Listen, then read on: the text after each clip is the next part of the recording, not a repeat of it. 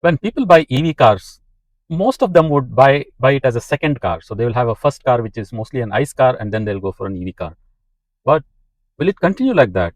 Can the EV car eventually become the first car and then the other car becomes the second car?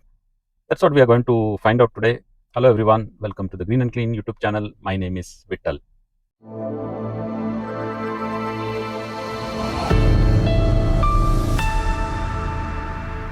So what I'm going to tell you today is purely my opinion based on my own experience and some people that I go and talk to. Based on that, I'm making this episode. Please don't get me wrong. Please don't troll on the comment section about this video. So when people buy EV car, which is in my case, I bought an EV nearly 1.5 years back. My idea was to use it as a second car for city commutes and for long journeys which can be done with the range of this car. So that was the intention. It was just to try out how EVs feel like. And I had an ICE car, and I was thinking that maybe I will use ICE car pretty regularly while also using EV car. But what happened in the last 1.5 year is completely interesting. So in the last 1.5 years, I have driven the EV car for about 21,000 kilometers, and the ICE car in the same time span I have driven about 1,500 kilometers.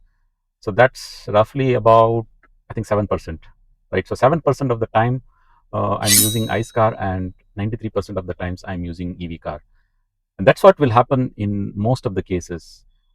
People buy an EV car thinking that it's a second car, and they will get attracted or addicted to it because the first thing, it's cheap to run. The running cost is next to nothing. So you have a home charger where the running cost per kilometer is 1 rupee or a little over than 1 rupee. So it's equivalent to a two-wheeler's running cost or less than that. So what will end up is that you start taking out EV cars as often as you want to, and EV cars are easy to drive. They are also fun to drive. People may not agree, but it is fun to drive. There is instant torque, there is silence in the cabin, there is a better ride quality. So everything goes in favor of EV as you start owning it.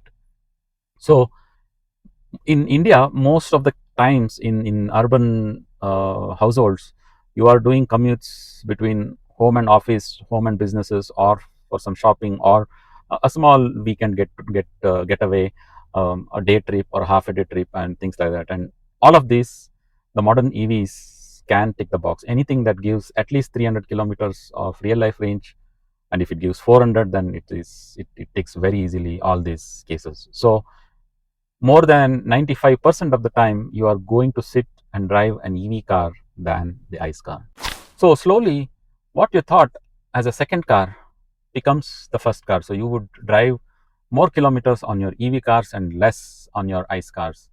And believe me, when you drive 95% of the time an EV car, and when you try to drive ICE car after, say, driving 95% of the time, you would feel that the ICE cars are sort of bulky, they are tough to drive, there is noise, there is vibration, there is heat. I'm not kidding. You will experience it if you really try this.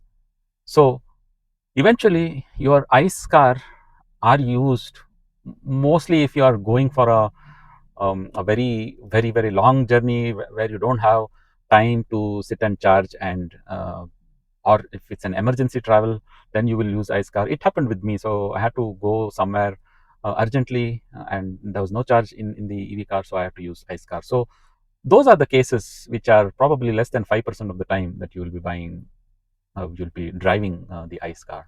And eventually you may be thinking of getting rid of the ICE car and going for another EV. Don't worry about all these surveys which says 51% of the EV car owners want to go back to ICE cars and blah blah blah. It is not true. You should talk to real EV owners. You should be part of the discussions and forums in social media where EV owners are there who will share their real life experience, and you will find that more than 90% of the EV owners are going to buy EV again. So that's the truth. So it is more likely that the second car, which is now the ICE car, would be replaced with an EV car. And as the days go by, as the years go by, the EV cars are getting better and better with better battery technology, loads and loads of features, and also longer range. So you will not have range anxiety.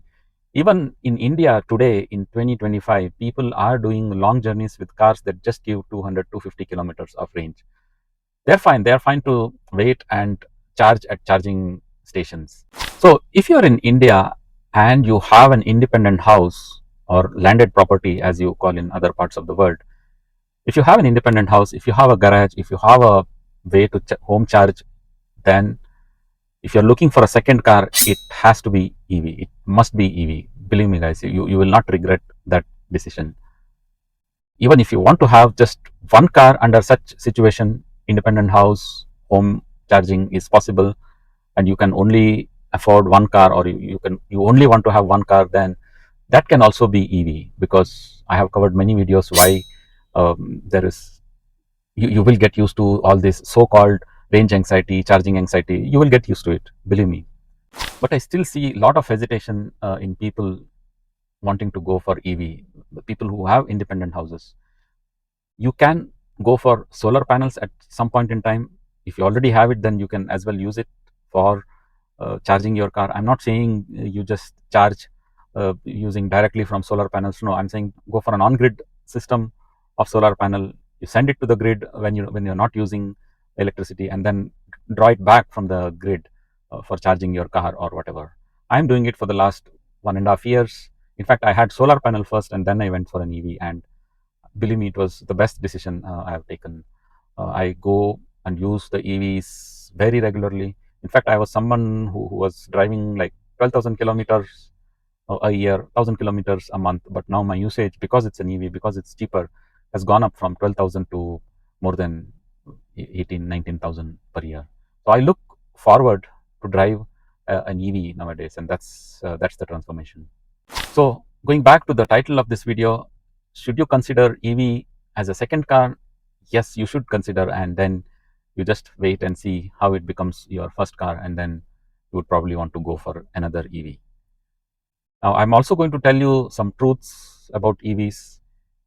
When you go on long journeys, it's not so easy like ICE cars. You just can plan a trip to anywhere just on one, let's say one fine morning, you get up and you decide to go 400 kilometers somewhere, and you can just go because the petrol bunks are everywhere, gas stations are everywhere, so you can easily fill your fuel in less than 5 minutes. That's true, but most of these journeys are well planned rather than just happening in the nth hour.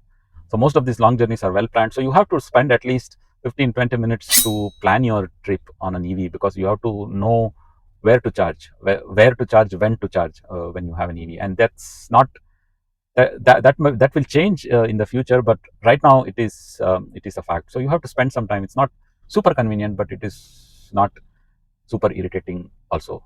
And believe me, public charging also, there are plenty of chargers, don't get me wrong, but the failure rate of a charging session is quite high. It is around 20%. So 1 in 5 charging sessions you will encounter some sort of failure. There is no power, or the charger is not working. There is some issue or the other, and you will not be able to charge 1 out of 5 times, and that's a high rate of failure. That has to improve, but right now it has not yet improved. So you have to be ready with 20% of public charging failures and about 15 to 20 minutes of planning your trip, and you will not be super flexible along the trip.